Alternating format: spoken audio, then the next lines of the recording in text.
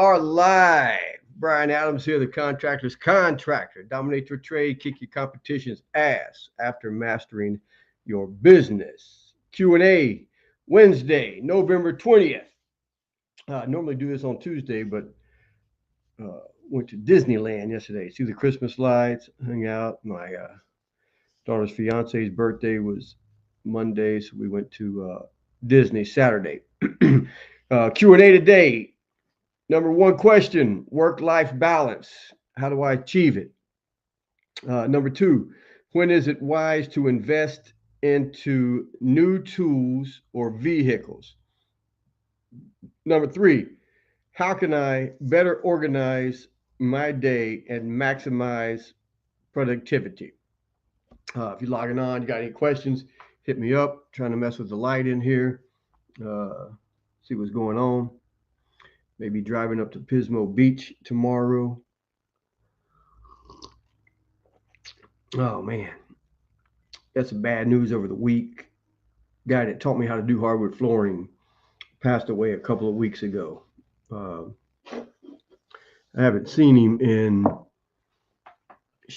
don't know, 3 years, 4 years. We chat and message back and forth, but it's devastating. Wasn't that old, like 74, 76, I think. But man, nobody gets out alive. Nobody gets out alive. Man, it's a good dude. Went to Mexico City a couple of times together, Monterey, man, all over the place. Man, we used to fight because I was a dick when I was younger. I don't know how he put up with me. Oh, we laughed about it when we got older. But shit, man, we did a lot of traveling. We did a lot of commercial work together. Man, yeah, it's tough. It's tough. But Big Anthony, James, what's up, brother? Talked to a guy today. He said his son lives up in Dave. Let me fix that, Dave. I guess I have to go in there and do it every time. Everybody hold on. We're going to go, hang on. Let me give these guys a link. There I am.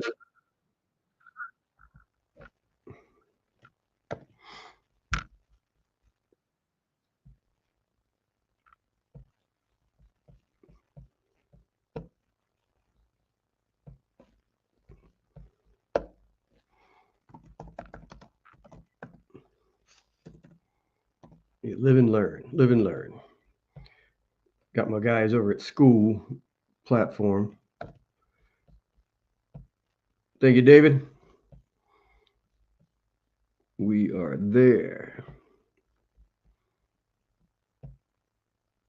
Just went to your profile and clicked on the live. Boom! David's in the house. Anthony's in the house. What's up, guys? I want to do an OG, man. I want to get everybody back together, especially before you leave the country, Anthony. I don't know where you're going. I don't know if you're going to have internet wherever the hell it is that you're going. But oh yeah, so I met this dude. He follows me, I guess, on the internet or whatever.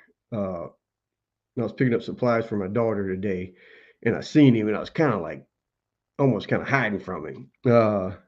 Because he's been bugging me for the last several years, or not bugging me, just hitting me up about all my programs, rapid results coaching and the websites and all that stuff. But he's like right here, like across the street, almost across the freeway from his showroom and office is another contractor that I've known since the 90s, man, that I've helped and still help. And my daughter's business is here, and then like 30 minutes away from him is another guy that I help. Actually, so there's like probably 4 contractors around here that I help. So I definitely, I don't know. It's like, and all of them say the same thing. No, man, help the dude. And I was like, man, he don't need my help. He's watching the videos. He's doing everything my videos tell him to do. So he's doing great. Yeah, but it's always funny when I go places and people say, "Hey man, you the internet dude." It's like, you the contractor's contractor. I said, I guess. Even my fucking karate buddies introduced me as the contractor's contractor now. But mm-hmm. What's up, Big Charlie? Big Charlie. And I think Ryan just messaged me something. Damn, he should be on here messaging us. Uh, Maybe he didn't. Oh, he texted me. Yeah, he texted me. All right, guys, we're gonna get into these questions and answers. There it is. I think I'm going to get into the bathroom remodeling. I'm also going to get my roofing and or GC license. Time to grow, brother. I told you, Ryan. That's what when you join the rapid results coaching, man. Hold your feet to the fire, make you reach new heights. Uh, let's bug Anthony before he leaves the country. Because I think bathroom remodeling and kitchen remodeling, I don't know. Anthony, is it more headache than it is profit? It seems to be pretty decent. I don't know. Everything is about getting the job. Uh, I should put that down there as one of the questions because someone, they're always asking me about the profit and what to charge and all this other shit.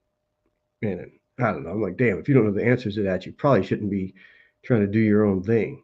Uh, Number one question, work-life balance. We saving that for the end. That's my favorite. Uh, Anthony says, depending on your systems, it is, man. It's like, man, because shit, Anthony, when did we first start talking? Like 5 years ago, probably. But I say it to every contractor. It's like, look back over the last year, in the last 3 years, 5 years, if you can. But what three projects, what three trades, what three things did you do that brought in the most amount of profit for the least amount of energy? I want to know that answer, and that's where I'm going to try to steer you to, because I'm all about the money. I ain't doing this for the love of the trades and all that other shit. And I'm a craftsman, and I sign every. It's like, oh no, I'm in it for the money, plain and simple. So for me, it's like, what three projects have you done in the last 3 years that brought in the most amount of profit for the least amount of energy? But yeah, that could be. I mean, but when you're venturing out and you've got systems to start moving and grooving, sometimes it gets you in trouble because you grow too fast. Uh, I don't know, but it's and I've told you, but over here, and I was going to do a whole program about this, but if you look up the window replacement company here in California, American Vision Windows, I think that's it. But if you look it up and you look at all their advertisement, it's a husband and wife team, supposedly. That's the marketing, that's the commercials. They bought a house and they hired a company to replace all their windows, and the service and this and that was so bad that they started their own window replacement company. That's their big claim to fame. And they're huge. So I would suspect, if that's not 100% true, the story, it's probably pretty freaking close. But again, that means some homeowner hired a company to replace the windows, got shitty service, and said, man, if these guys can do this and make money, I know I can. So the next thing you know, they're running commercials and hiring subs to go out and do windows, and then they're just overseeing them. And that's what it is. It's I got a job, guys looking at a job doing it out in South Carolina, probably in the next week or two. But like, they found us on the internet. The girls over here answer the phone, have them send the pictures, build that relationship with them. And they love talking to the people in South Carolina because they don't have the Southern accent, and they're all nice. But yeah, and I've been looking for subs over there, someone that I can kind of turn it over to. I don't want to say no to any work, but so hopefully this dude will work out. Several other people have not worked out. That's a part of it. Uh, but yeah, so is you just need to know what the money's going out, supplies, And if you screw up, you screw up. It comes out of your pocket. It doesn't come out of anybody else's pocket. You don't go back to the homeowner and go, I screwed up. I don't know what I'm doing. I need to charge you more. That ain't happening. But once you know what money is going out, you know what to charge, plain and simple. And my answer, uh, I think I even told my daughter last week or something, maybe at Disney yesterday. We were talking about projects or jobs, and my wife hates it. She's like, "Yeah, yeah, it can't always be about work. Can't always be about work." But how much should we charge for that? And I said, "What?" I said, "What do you think we should charge for that?" She goes, "I said the easy answer is as much as the homeowner is willing to pay." And she started laughing, and I said, "That's my answer to every freaking contractor on Facebook. How much should I charge? As much as the homeowner is willing to pay." Uh, Tough to feed that ego with an empty bank account. Yeah, man. Oh, and you're supposed to feed the bank account, not that fucking ego. That kills me. Mm, mm, mm. Man, life gets so much better when you don't have shit to prove to anyone, and no one's opinion of you makes any difference in you. And I guess I think it's a hard place to get to. I think it's a hard place to get to. Doug said, "Show me the money." Always show me the money. Build value, charge more. And it is. We were out at the drag races this weekend. Camping with my buddies like we do, and I mean, we walk around, we talk to everybody. We got a couple of drinks. We just, it's just what we do. But ended up talking to a couple of architects, and they found out, and so as soon as they say they're architects, all my buddies look at me and go, "That's the contractor's contractor." Blah, blah, blah. And so, but we did. We started talking, and Anthony knows because he's a general. I said, "Man, some of that shit y'all draw just don't work out the way it should on the job site." Man, because we dealing with different designers and stuff over the years. They'd come in with all kind of crap that just, when you really go to do it and put a hammer and nail in it, it just, everything has to be changed and this. It's just, and I don't know, maybe it's different now because of the computer programs and shit. Because back then it was all hand drawn. Uh, but yeah, but they were laughing, we were laughing, and they were like, "No, we're in more, we're older, we're reality based and all this other stuff." And but we were talking about, the contractor's contractor. And I was like, "Yeah," I said, "but I tell most of these freaking contractors is like, one, I've been in construction for 40 years. There's still not, there's, I think there's probably three people that I recommend in different trades, uh, because the majority of us are freaking flakes. Even being out here on the ranch, trying to get people to come out here and, and I'll pay for the estimates, all that shit. But nobody wants to answer their phone. Nobody wants to call. And now it's getting worse. They want to. Don't get me started on the AI. God damn it. But just answer the fucking phone. Call people back. Build the relationship. If you're talking to a homeowner and it's and and if you've been doing this any amount of time, when it's a dumbass bullshit job. I tell them, I said, "Man, you got to." I said, "Nobody's going to want to do that." I said, "It's just, it's a bullshit job. It's like you're gonna have to hire a handyman because a professional dude that does that, is going to charge you an arm and a leg as well as he should, and you can probably get away with it with a handyman or something. But don't be calling a specialist in one of the trades for something like that." But I'm telling you, answer the phone. And hopefully, it's the people in your office, the ladies in your office, building that relationship. But tell them, man, be honest. Talk to people like you're sitting at the bar having a beer, and just tell them, say, "Man, nobody wants to come over there and do that." I mean, it's like it just isn't worth it. It takes longer to pull the tools out of the van than it does to do the repair or something stupid, or it just didn't. And we all know those jobs, but the homeowner will respect the hell out of you just to be honest with them and be upfront with them and tell them, and then give them the prices. Say, "Hey, it's going to be this, and this. If you cannot find anybody, I'll send one of my guys over there to do it, but it's, we got this minimum. It's going to be this much. It's going to be something. And I really don't want you to have to pay that. Find a handyman. If you got questions, call me back. If it looks like he's screwing it up, shoot me a text and some pictures and I'll tell you what he's doing wrong." But answer the phone, man. Call people back. show up when you say you're going to show up. Finish when you say you're going to fucking finish. As soon as things start going, north or south, whatever the fuck you want to look at it, tell them. And I tried to tell them before and Anthony commented on in one of the hardwood floor groups. Someone had asked something about that. Oh, when the homeowner starts asking about the National Wood Flooring Association guidelines and this, and the homeowner's looking at you like it's BS or something, and I immediately responded as like, it should never get to that point. One, weed out those kind of homeowners in the beginning and don't work for them, or tell them everything bad that can happen in advance.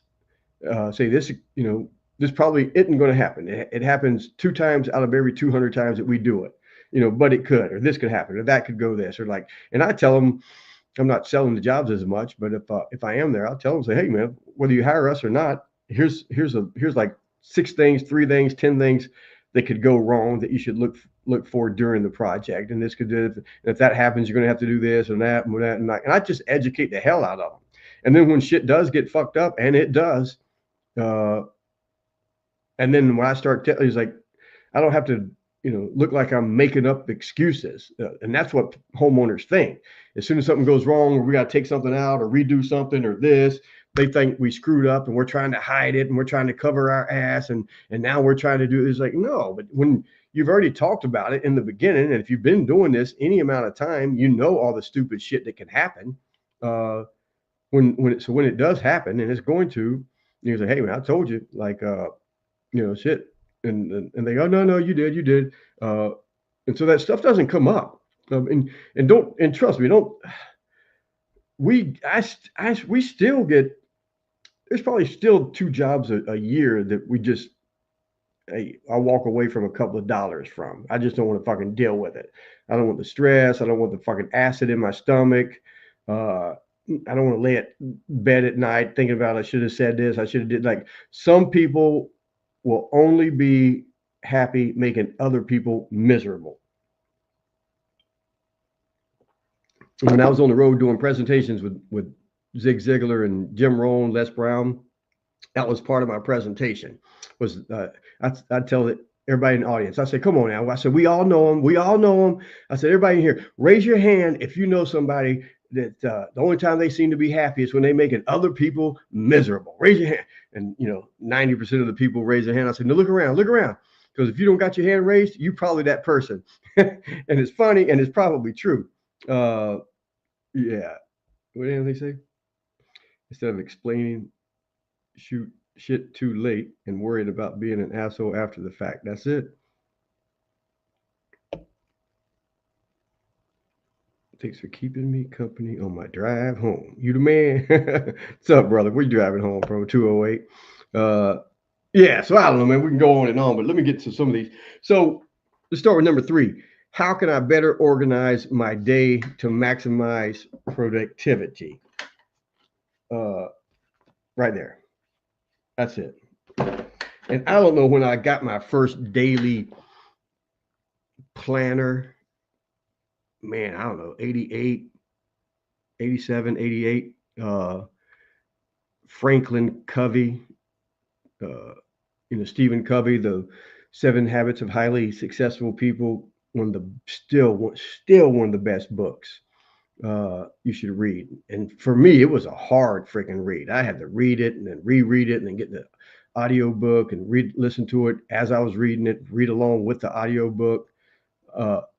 But it's worth it, but that was his line of products, man. And they're probably still around. Just because he passed away, they didn't go out. I don't think they went out of business, but and if David's watching, he should know. He's in that world. But you got to get a daily planner, man. You got to get a daily planner. There's just no way around it. I told you guys, I like the big ass calendar boards on the wall.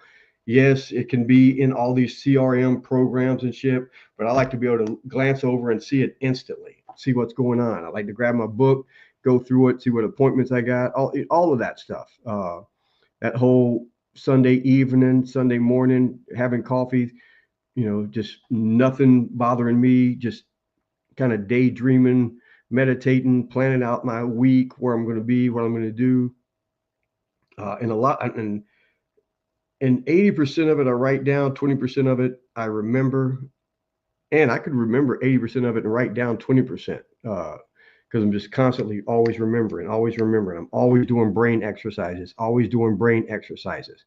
That whole dementia and all this other shit. And now that I realize that that really doesn't even exist, you don't have to get Alzheimer and dementia.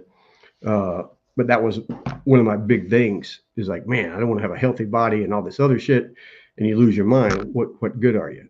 Most countries don't even call it Alzheimer or dementia. It's type 3 diabetes. Look that up.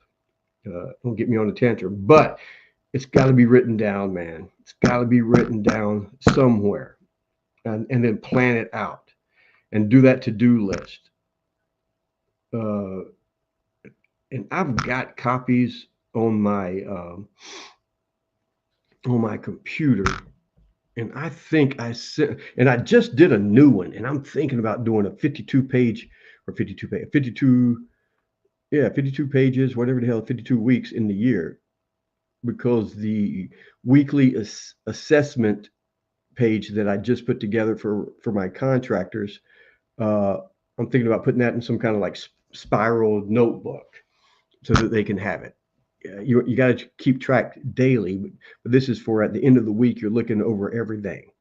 But it used to be as simple as I would tell guys. It's like, just grab a notebook page, draw a line down the middle of it. At the top, you go over here on the left. It's like what I did that got me closer to my goals. Over here, what I did that took me away from my goals. And then every day before you go to bed, write down what you did. And it's not to beat yourself up, because nobody's going to be perfect, but it's to keep track. You've got to keep track when you're writing it down. And writing is a direct line to the subconscious mind. It just makes you think different, makes you do different. Because throughout the day, you're telling yourself, it's like, God dang it. Tonight, before I go to bed, I'm going to have to draw that line down the middle of the paper, and I'm going to have to write down what I did today that got me closer to my goals, what I did today that took me away from my goals. So you're going to try to do more shit to get you closer to your goals because you want to be able to write that down. And it almost becomes a game. But then you got to have the daily planner. And for me, nothing is written in stone. And my wife and my daughter especially, they hate that shit about me. When my daughter turned 18, we did a whole bunch of shit for her birthday. Took her to see Devachka. Look that up. On Sunset Boulevard. That was supposed to be the main gift, and it was. But then just out of the blue, I said, "No, you know what? Get in the car. We're driving up to Oregon to go see where they filmed the Goonies, because that's her thing." And we called one of her friends, and her mom was as bad as me and my wife are, and said, "Hey, we need to borrow your daughter for a week." She goes, "Oh, when you going?" She says, "We're loading the car up now. Be by there in an hour." She goes, "I gotta get off the phone and start packing." But yeah, so I just on the spare of the moment, like, Doug, are you still on here? Where you at? Show me the money, Doug. But I seen on Facebook that Doug was in Vegas, and I said, "Man, who you in Vegas with?" And he said his wife. And I told my wife, I said, "I'm going to Vegas tomorrow." She goes, "I just never know when you're kidding." I said, "I ain't kidding." I said, "I've been talking to Doug for like three or 4 years online." I said, "He's only like 3.5, 4 hours away.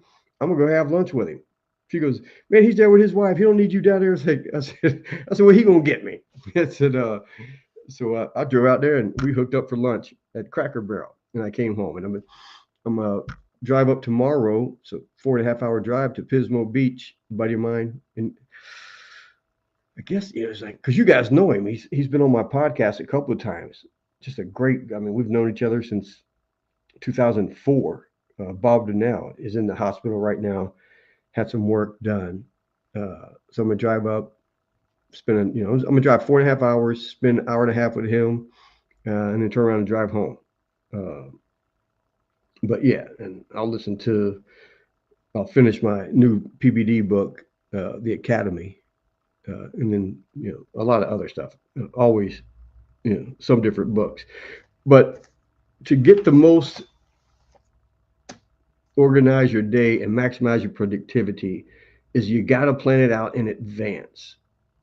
And just like the pre-work sheet that I talk about, and then the after the worksheet is like you do both. So you're planning out your week on Sunday and the night before, because even the night before you get up early. I'm a get up early dude. Uh, and a lot of you guys know it because like even Charlie or Ryan and even Doug, like they're 3 hours ahead of us, and they'll text something at 6 o'clock their time, and I'll be up at 3:30 answering. I'm like, what the hell are you doing up? So, but I like to get up and then just go over in my head, go over in my notes, everything what I'm getting done today. I don't want no surprises. And again, the whole reason behind nothing is written in stone is because I'm like water, man. I'm fluid. I'll make it work. We can do this and that. Because I learned years ago, the best laid plans of mice and men go astray. And if you let that bother you, oof, oof, it's not going to be a happy life.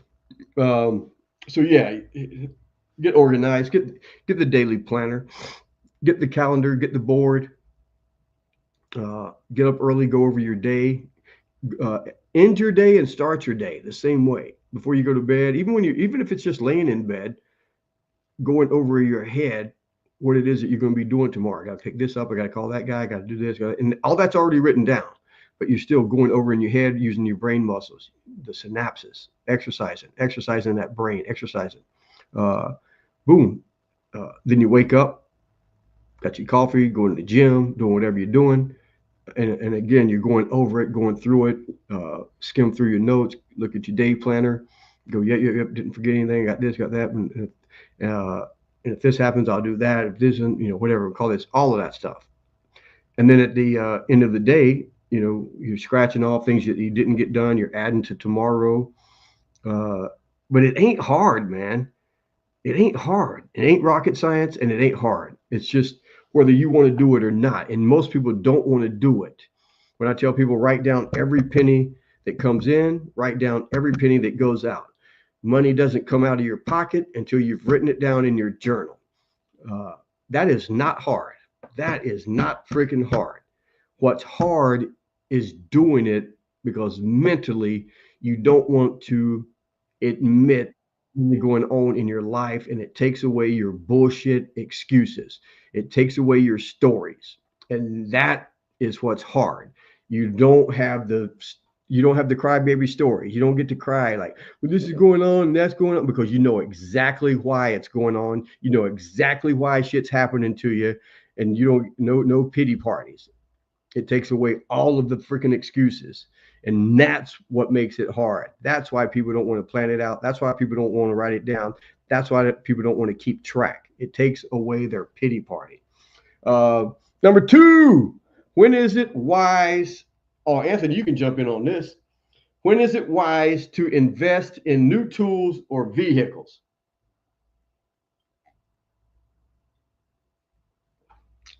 When is it wise? Hey, Anthony, did you see that? Woo!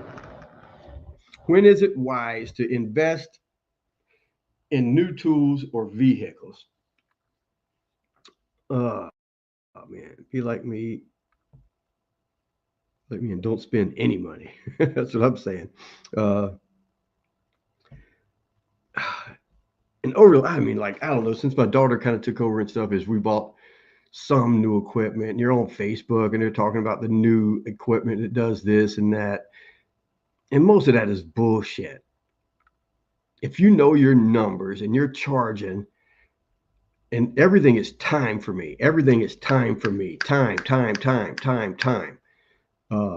That's where the profit is. That's where the profit is the time, the labor, your time, your guy's time.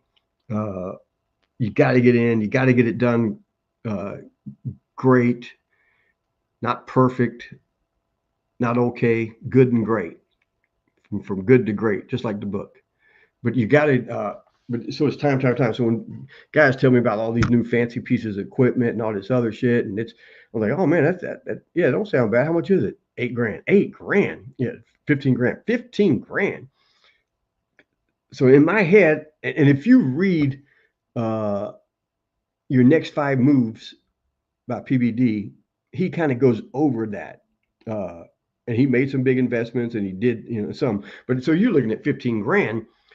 How much time does it save me? Oh, they're going to save you no time, but man, your quality is going to be that much better. I'm out. I'm out. I'm out. I'm out.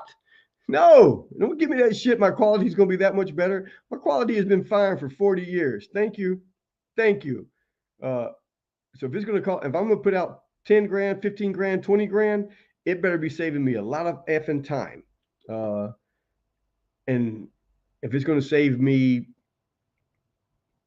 I don't know what, 30 minutes each day or whatever, something like that, I need to know those numbers. Because then in those numbers, I'm going to start calculating how long will I have to have this piece of equipment if it's saving me 30 minutes per day, an hour and a half per project. How long is it going to take before it pays for itself? And then most of the time it's going to be broken down before that. And so halfway through it's paying itself. It's going to be in the shop. So all of that shit, man. Look, don't try to sell me on it's going to make your quality better. Don't come to me with that. Don't come. You better be making me money. If I give you money, you better make me money. That's what I care about. I see all these contractors going to all these trade schools and all these different things and spending 2 grand, 3 grand. Some of them are free and that was free. I'm like, well, you weren't working. So how much money did you lose because you weren't working? Oh, well, exactly. And then, well, you had to fly over there, didn't you? No, I drove. It only took me 12 hours. Okay, there's more time gone. There's gas. There's wear and tear on your truck. All of that shit. Now, you went to this trade show. You went to this thing, whatever the hell it was. How much more profit is going to come in because of that? That's my bottom line. It's profit. It's the profit. It's the profit. Well, you got to go there. It's like, no, trust me. I ain't saying don't go to trade schools. Ain't trying none of that shit. There's a lot of value in meeting other people and networking. But if you're a business owner and you're watching this, you need to be going to business events, 2-day events, 3-day event, 5-day events, learning how to run your business, how to make more profit, networking with those kind of guys. Network with other successful business owners. Don't network with good tradesmen unless you're trying to hire them. Because you can hang around, you can be in the bar with 50 good tradesmen, and in the other bar, the guys are going to be talking about how to come next door and hire you for pennies on the dollar. And again, that kind of goes back to how we'll finish with number 1, work-life balance. But when is a wise time to make the investment? One is that right there. If you spend money on something, new tool, whatever, how long before it pays itself off, and how much time do you get to use it after that? Because some of these equipments will work for 20, 30, 40 years, if not longer, which is why you may not need to buy one brand new, which is why you don't need to be buying all this new fancy shit that everybody comes out with a new something every year. And you want to say you got the latest and greatest.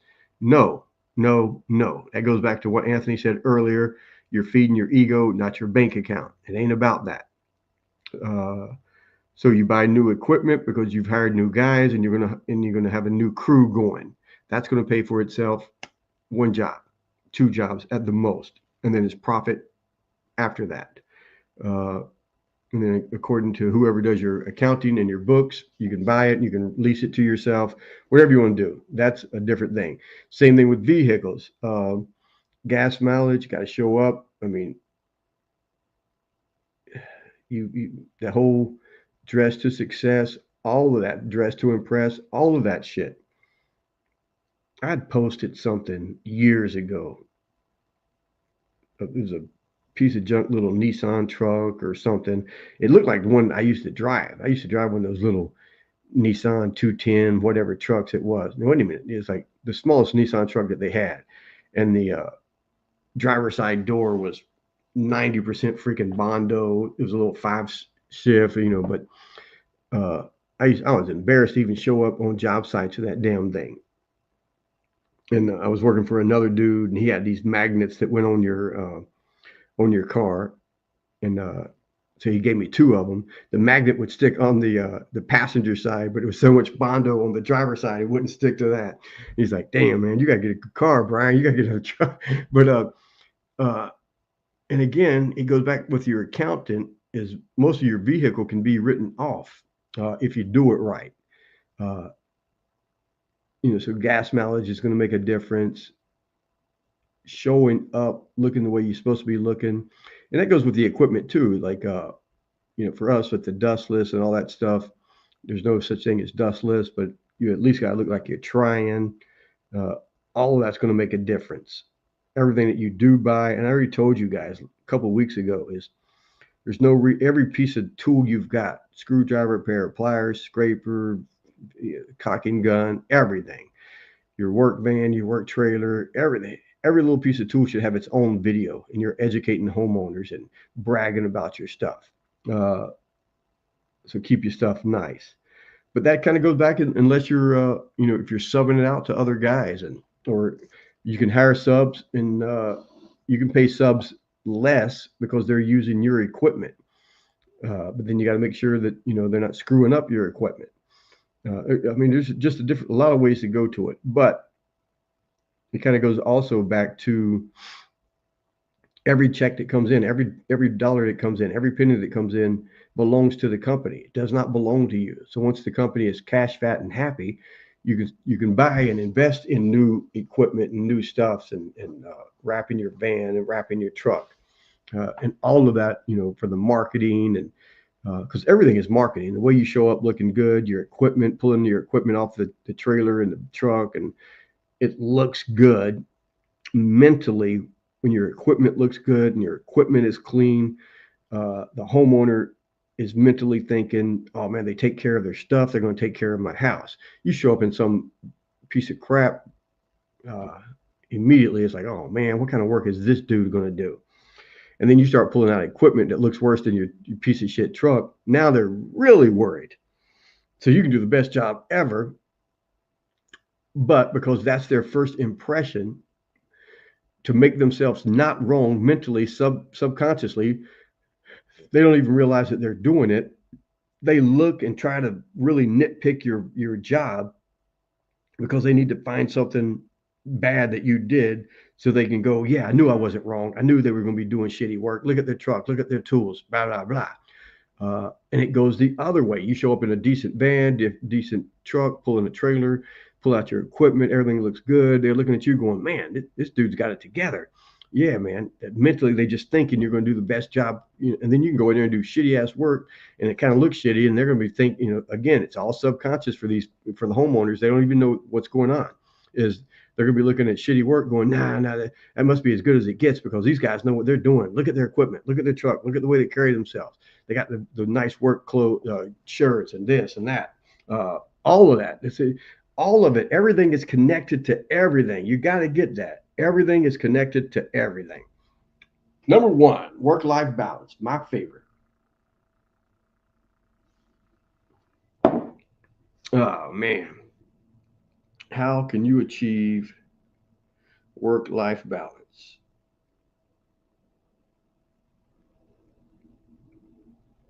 Someone else is doing the steps. Don't worry about it. I told your dumbass brother that.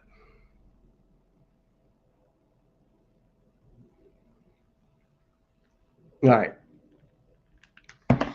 You can't. There's no such thing as work-life balance. There's no such thing as like, I thought I had my karate shirt on. This is the yin yang. Boom. The yin yang. It's supposed to be in that black top part up here. It's supposed to be like a little white dot. Down here, it's supposed to be a black dot. The hard and the soft, the night and the day. There's always a little soft in the hard. There's always a little hard in the soft. Punching through, breaking through the balance.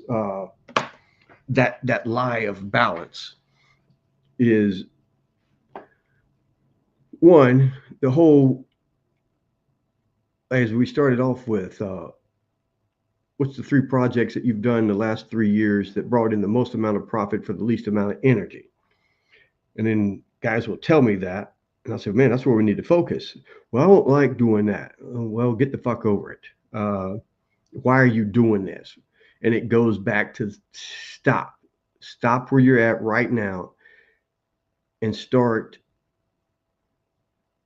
asking yourself and planning out your life for the next tomorrow, the next month, next year, next 3 years, 5 years, 10 years, 20 years. PBD's book, Choose Your Enemies Wisely. That entire book is about like a business plan and a life plan. But it all starts with that, man. When I'm working with contractors, I'm like, well, dude, what do you want out of life? What kind of life do you want? How many hours do you want to work? What do you want? Period. And most of us don't get to ask that question because what we want in the moment is to keep the lights on. We want to be able to pay the rent or the mortgage. We want to be able to pay the car payment. We want to be able to buy our kids a little something here and there. So we're the only thing that we really focus on is this immediately right now. I need this amount. I need this much money to pay my bills. And with that thinking, because whether you realize that's what you're asking yourself over and over again, and the Bible says, ask and you shall receive. So you're asking over and over again, because all you're thinking about mentally is, I got to pay my bills. I need enough money to pay my bills. I need enough money to pay my bills. I need enough money to pay my bills. I'd like to buy my daughter some new shoes. Man, if I could pay my bills and oh man, I need enough money to pay my bills and buy my daughter. So if you're asking that question, man, I need enough. It's like, what do you get? You get enough work, enough money to pay your bills, and you're always struggling. I am not a sit around and meditate and give it to the universe dude. I think that's the dumbest shit ever. It starts with a thought, and it starts with, what do you want? And then my best-selling CD is, how bad do you want it? So it really does start with, what do you want, man? And let's use your business, let's use your job to get you there, because whatever I ask you, what do you want? You can give me a list of things, and all of those things are going to require money to achieve. Oh man, the best things in life are free. I know that. The rest of it costs a lot of fucking money.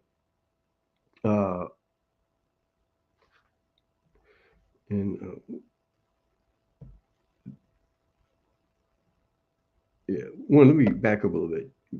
With your tools and equipment, like Charlie said, is never give them a reason to doubt your work, which is huge. And then Dave says, does not exist, only harmony. That's it, Bubba. But then he says, we're doing that again this year. Which thing again this year? Remind me. So so when there is no balance, man, like it's going to always be this. You've seen the presentation. I've done it over and over again. If I'm in front of a crowd, I'll have a couple of guys come up, girls come up, whatever, and they hold this big black string across, and I say, it's, because we think in pictures, and so when you say balance, people are like, balance beam and all this other stuff, and then you say, well, is this balance? I was like, well, no, that's the way I say, is this balance? And we go back and forth, and we get it to where, that looks balanced right there. That's level. Yeah, that's level, because we think of balance, we think of level. And I'm like, no, man, if you go in, like if I go see my buddy tomorrow, and I look over at the heart monitor, and it's got a black line like this, and it's going beep, you're screaming, code blue. They're running in there with the defibrillator, clear, and shock you. And you look over there, and it's beep, beep, clear, and they shock you. Beep, beep, beep, beep, beep, beep, beep, beep. It's the beep, beep. It's the highs and the lows that let you know you're living. It's not this balanced bullshit. It's the beep, beep, the beep, beep. That's how you know you're alive, man. It's going to always be a roller coaster, and it's up to you to learn how to enjoy the ride. But it starts with what is it that you want? And then let's enjoy the beep, beep getting there, because there's going to be a lot of beep, beeps, a lot of beep, beeps. Going to be a lot of highs, a lot of lows, and we're going to learn to enjoy all of them. And it's a gradual, right? So it's beep beep beep beep beep beep beep beep beep. It's ask JB.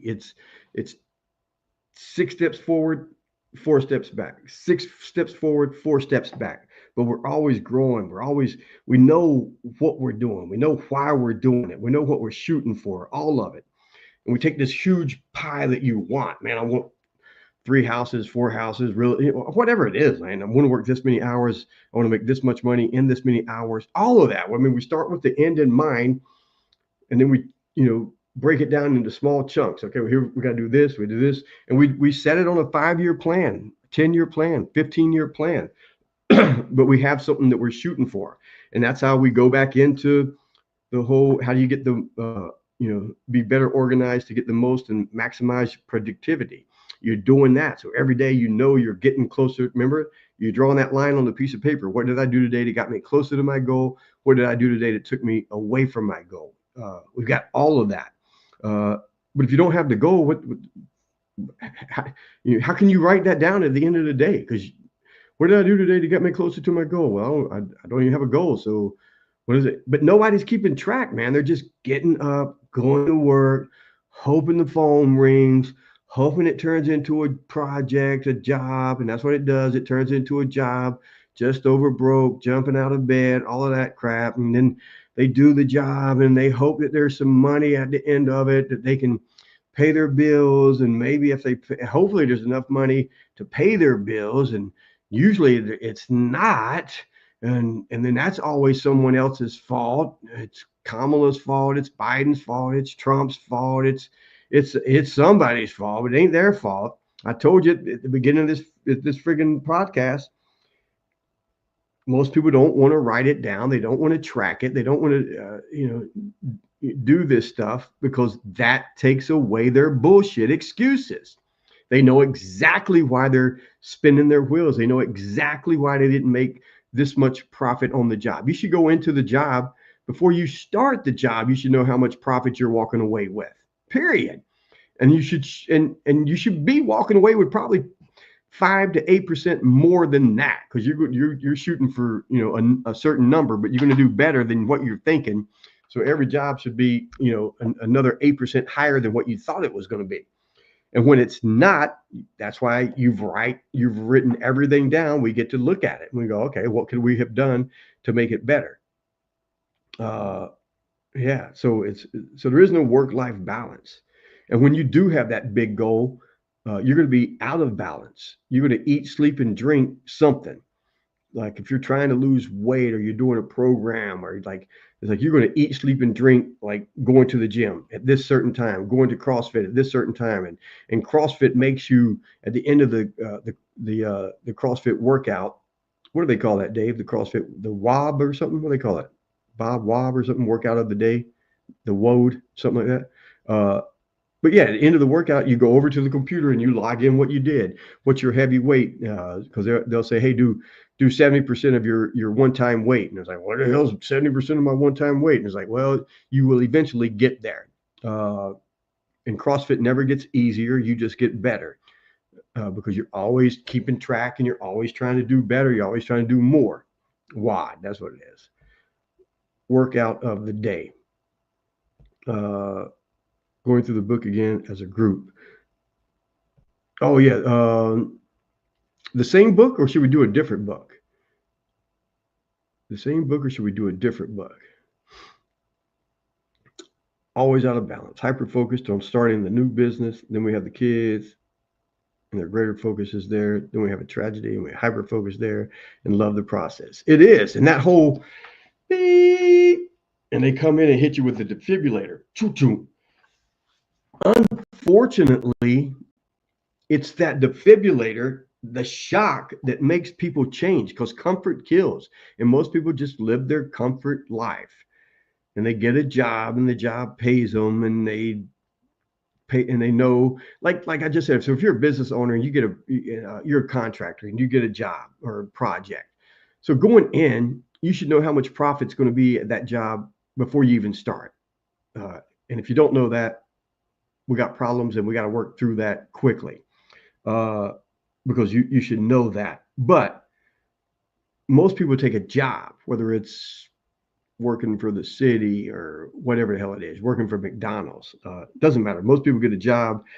Uh, there's a job a friend helped them get out of school or out of college. It ain't something that they chose normally, but that job pays them a certain amount of money. Whether it's they got started at $18 an hour, they working at Buc-ee's, so they getting $22 an hour.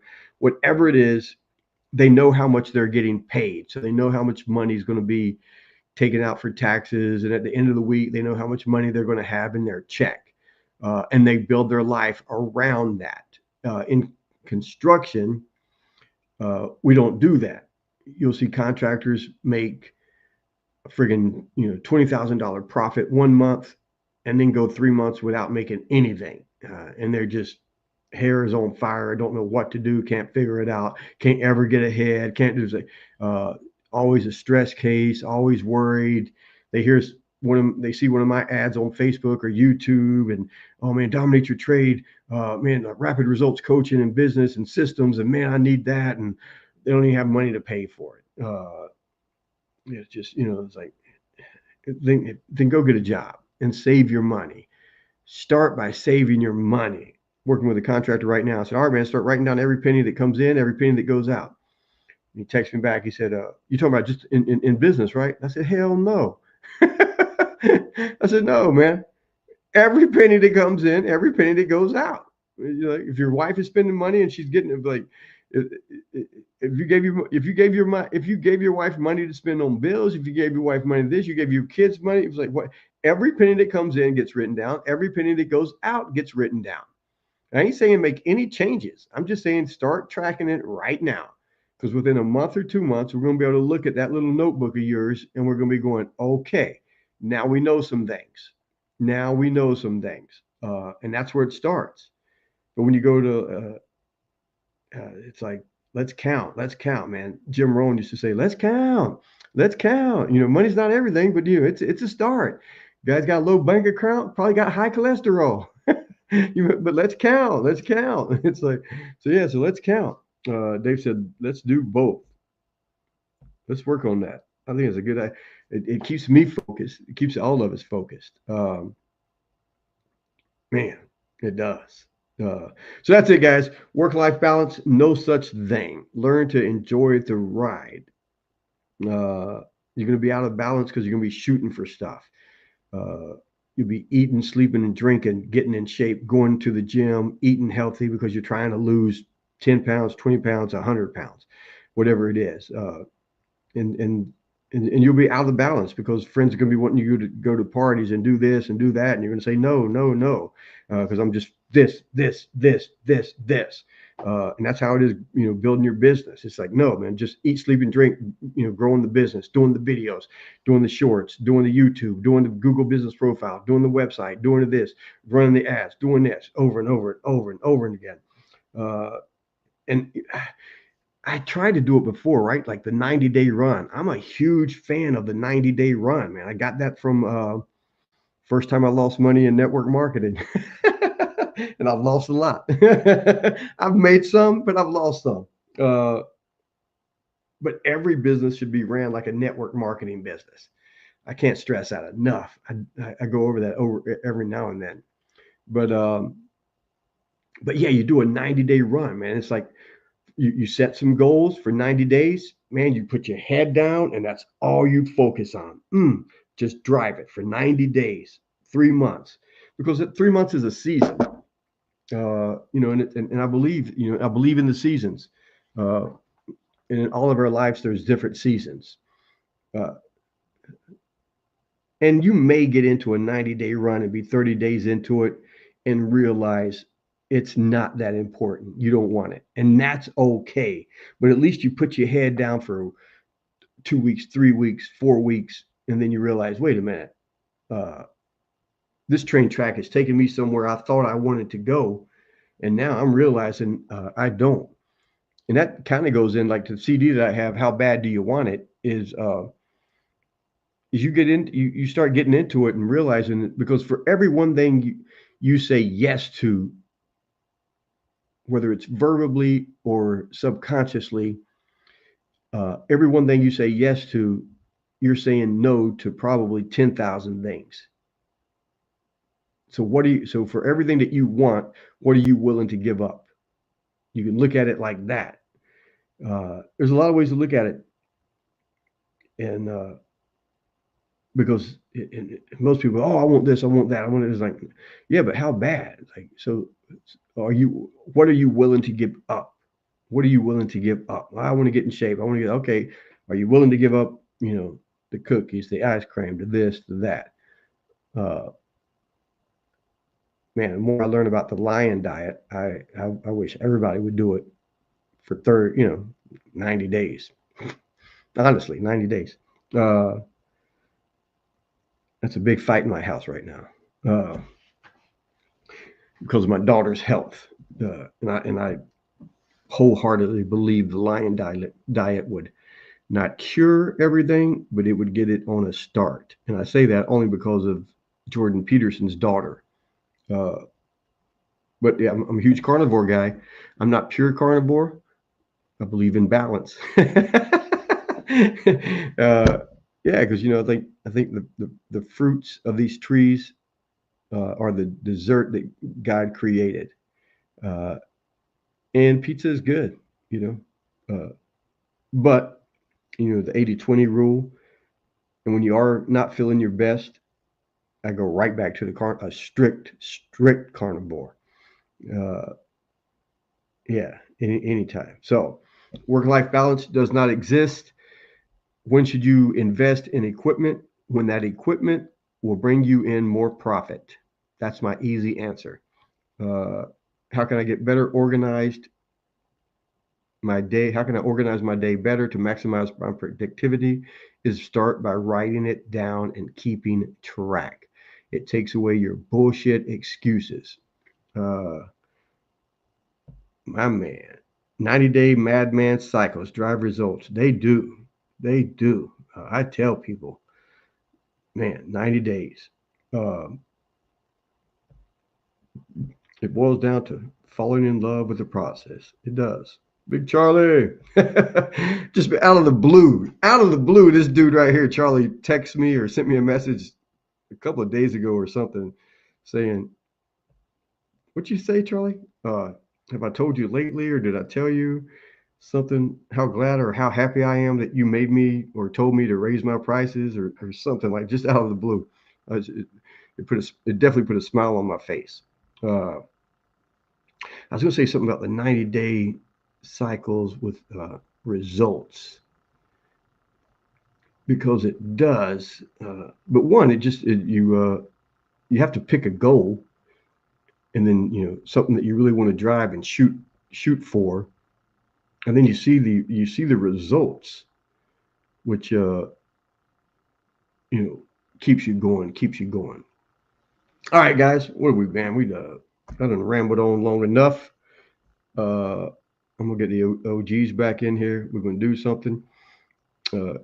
You're on YouTube, you're getting value out of these. Give me a thumbs up. Join the channel. Share the channel. I think there's a link in the descriptions. You can buy us a cup of coffee. And I think that is it. I think it's 4:01. So we almost went an hour. And I'm trying to get these down to real quick 30 minutes. All right, guys. May see you again this week. We will definitely see you Tuesday for the new Q&A.